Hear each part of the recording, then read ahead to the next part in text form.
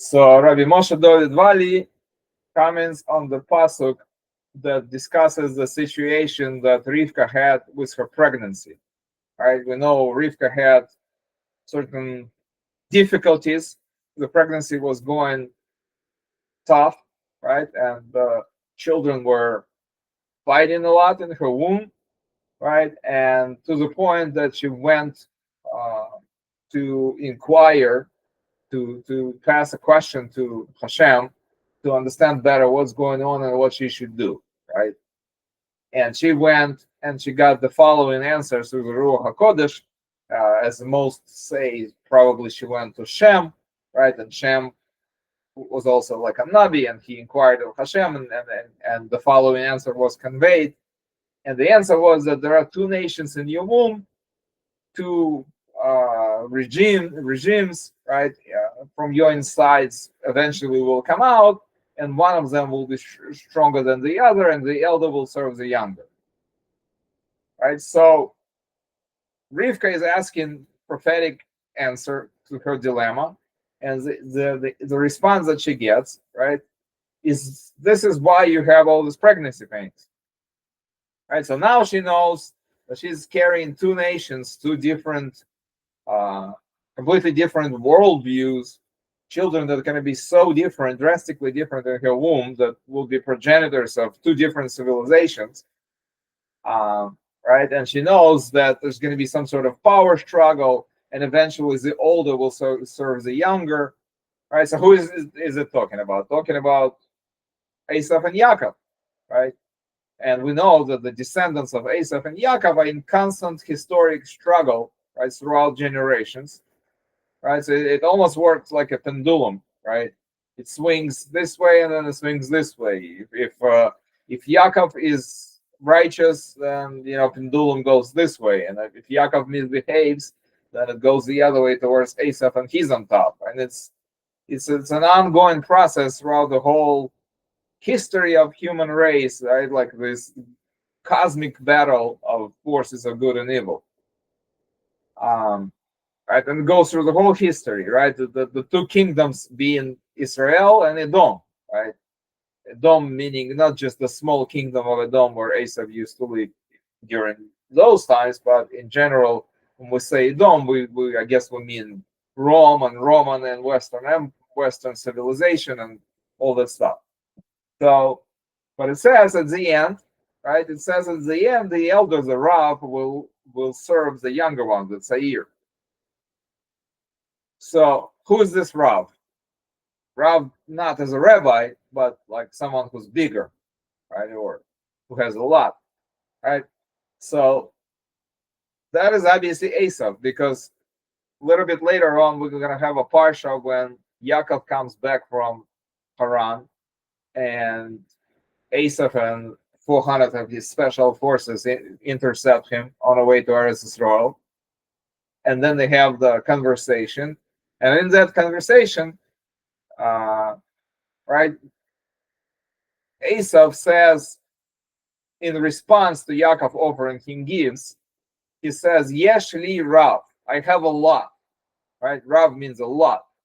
I have a lot. Right? So that's when he basically, right, associated himself with this concept of Rav. And Yaakov is the opposite of that. While Esav is trying to portray himself as something big and great and certain greatness, Yaakov says to Hashem, "Kantanti mikol achasidim umikol ha'emes asher asita et avdecha." Yaakov says to Hashem, I have been diminished by all the kindness and all the truth and everything that you've done for me. Right? Yaakov feels humbled by the special care and attention that Hashem gives him.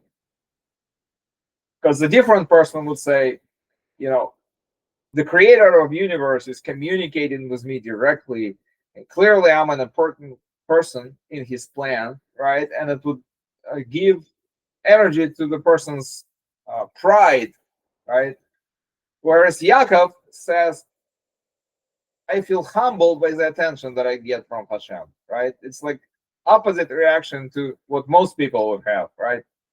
Esav says, Rav, Yesh li Rav. Yaakov says, Katanti, right? I'm diminished. So Chazal teach a very interesting thing. They said that Esav, if you think about the humanity as in the model of a human being, Esav is like the anger of the liver of a human being, whereas Yaakov is the heart, the understanding heart.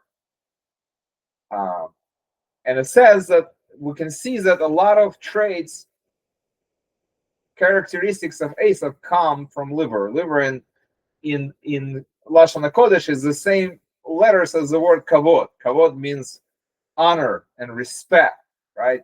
And Esav, Adom, Rom, right, loves getting respect, love being given credit for things and stuff like this, right? It means so much for their civilization to get recognition, to get respect, to get kavod, right? And even the good people among them, like we can see how much it means for our current president, right, to say that I accomplished this and I did this and I put out 7 wars and I already accomplished that, this and the other and whatever. Like for them, the kavod is just so important, right? So we see that the civilization of Edom, for them, kavod is so important, but it's the same letters as the word in Lashon HaKodesh that means liver. Whereas Yaakov, the Jewish people, are the heart of the civilization. It says if you look at the human being anatomically, the heart is above the liver, right? The liver is down below, and the heart is here, right? As anybody normally does, I'm pointing to my left side, but anatomically we all know it's more to the middle, right? And the liver is down here on the right side, kind of. But vertically speaking, the liver is down under the heart, right? So he says, when the prophecy says that the greater, the Rav, will serve the younger one, the smaller one, right? We can see even in anatomically, Esav is associated with the liver, and Yaakov is associated with the heart of humanity, and the liver is below the heart, right? It's under it. It's subservient to the heart, right? And it does things in the bodies that are also subservient to the heart and meant to help the heart do its job, right? So we see this idea even anatomically that the Rav will ultimately serve the Tza'ir, that Esav will serve Yaakov, that the liver is supposed to serve the heart. So it says, even now in the periods of exile, he says that we see that in reality the nations are subservient to the Jewish people. Now, this is a little bit hard to understand, especially in historical context, because we have to remember that Ramchal and Ramad Vali lived in Italy, right? And at the time when there was no state of Israel, and the Jewish people were second-class citizens in most countries, especially in Europe, and especially being right next to Roman Catholic Church, right, which treated Jewish people as second-class citizens for sure. What does it mean when he says that even now we see that the nations of the world are subservient to the Jewish people? Right. So, in my humble opinion, what he means to say is that we have a principle that Kadosh Baruch Hu, when he gives the Shefa to the world, the life energy to the world, it comes through the Jewish people.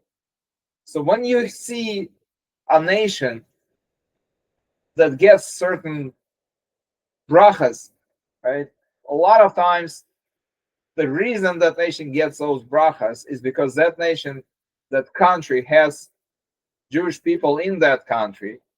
And because of their presence in that country a lot of times gets big brachas. Conversely, we see a lot of times when the country becomes very mean to the Jews and Jews leave that country, economy, everything goes down the drain, right? Because they don't realize that those Jews that they just discriminated and expelled or whatever, right?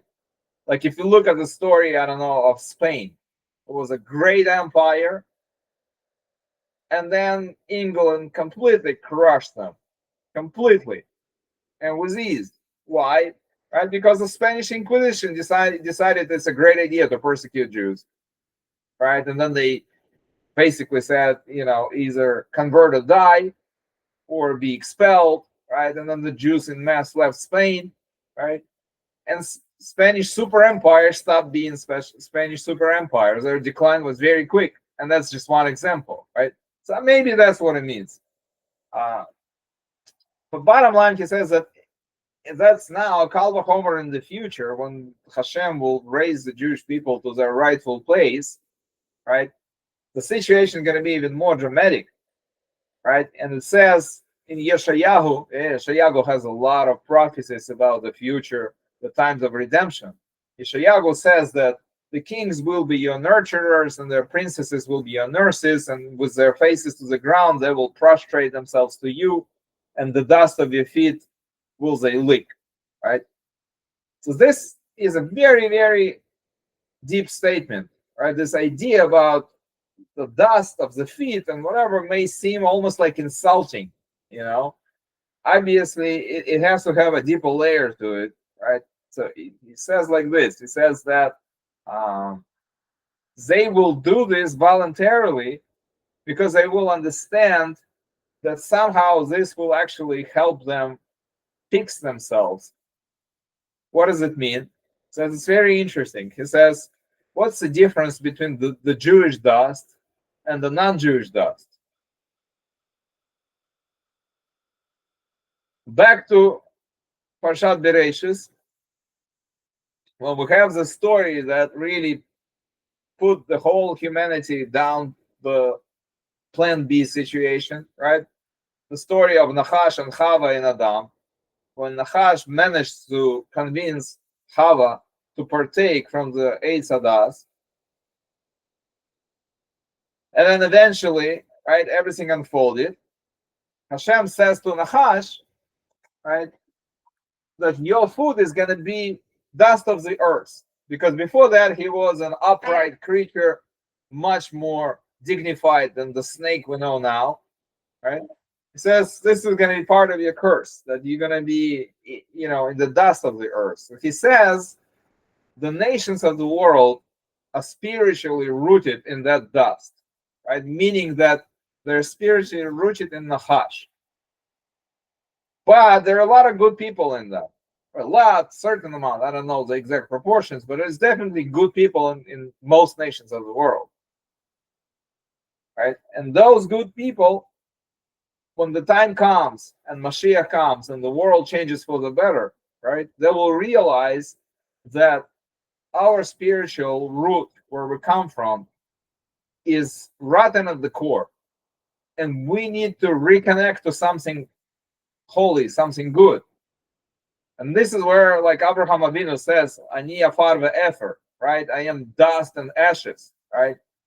There's the dust of the earth that's associated with Nachash, and then there's holy dust that is associated with Abraham, right, with Jewish people.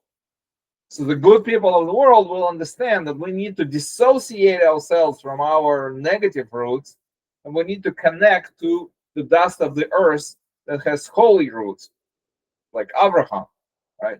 So that's what it means. It doesn't mean to insult people and to mean that they're gonna be, in a primitive way with their faces in the mud or whatever. Like we have no pleasure. Nobody wants to humiliate or insult anyone. This is obviously always has a much deeper, more dignified meaning. Right?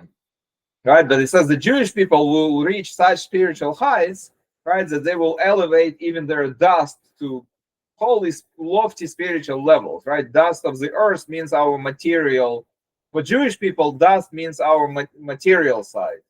But it says we know we can even elevate our material side. Obviously, your neshama is holy. That's just its nature. But as a Jewish people, we know that we can make physical world holy, and we can make our physical body holy too. He says when Mashiach comes, and prior to that, we will elevate ourselves, right? And even our material side will be holy. And this is what the good people of the other nations will realize. There is, instead of the dust of Nachash that we come from, we'd rather be connected to the material of these holy people, because this is where Kedusha is. Right? This is what that seemingly insulting phrase means. Doesn't mean to insult anyone. Right? And therefore, it says they will treat the Jewish people with a full heart, right, in their desire to connect to Kedusha. And this is, right, the idea of this pasuk, Rav Eliyahu Bari, right, that the Rav will serve, the bigger one will serve the younger one, right? That the nations of the world that are representative of Esav, the good people in the nations of the world, will voluntarily, right, serve Yaakov, meaning Israel, the Jewish people, because they will understand that the path to Kedusha leads through the Torah, leads through the Jewish people. And whatever misconceptions about the world and the spirituality and truth and godliness that they had, right, they need to throw that into the garbage bin and then need to connect to the actual real emes, to the one and only.